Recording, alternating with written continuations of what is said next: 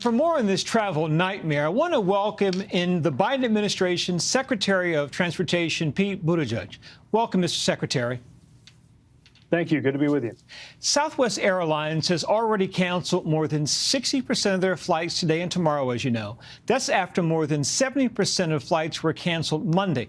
I want to show our viewers what your department tweeted late last night. It reads in part, U.S. DOT is concerned by Southwest's unacceptable rate of cancellations and delays and reports of lack of prompt customer service.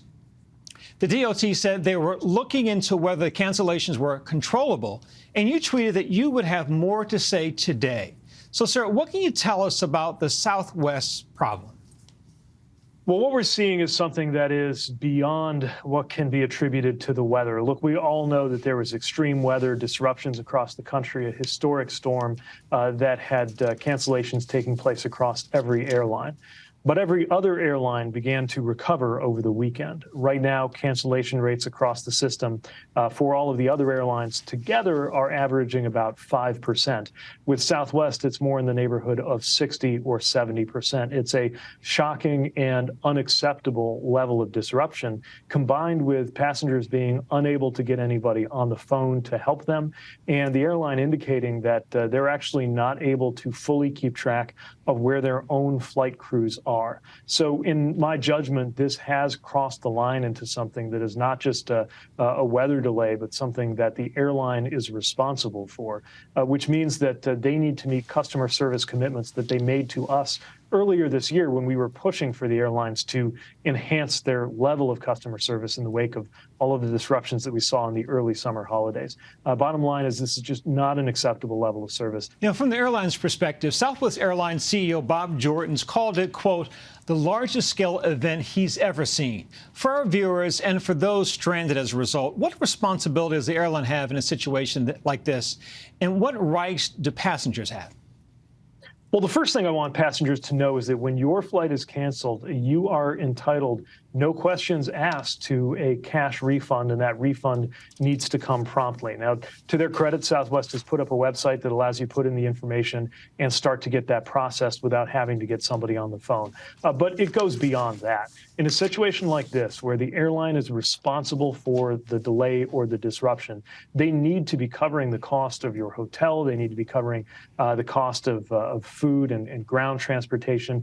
Now, they have committed to doing that and have already committed in writing to doing that when requested. But as I made clear to the CEO, you shouldn't have to request it.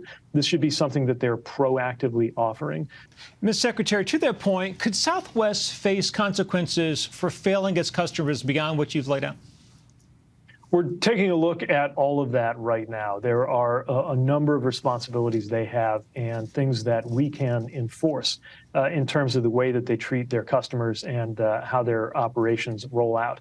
Other things are their responsibility as a business and part of the relationship they have with their customer. But we have customers' backs, and I want to make sure that any customer in this situation knows not only is there a website that Southwest has set up, but our department has a website too for consumer protection. And if you're having an issue, if you're not getting the kind of service that is required, whether we're talking about refunds, other kinds of compensation that you're entitled to, let us know, and we will follow through to enforce that.